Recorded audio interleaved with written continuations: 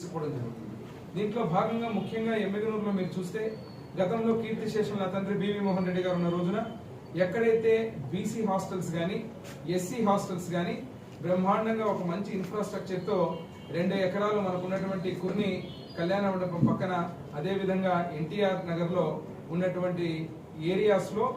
బ్రహ్మాండంగా buildings infrastructure ఆ రోజు కట్టినటువంటి పరిస్థితి తెలుగుదేశం ప్రభుత్వంలోనే. మళ్ళీ దాని తర్వాత ఈ రోజు ఎమ్మిగనూరు నియోజకవర్గంలో మొత్తం కూడా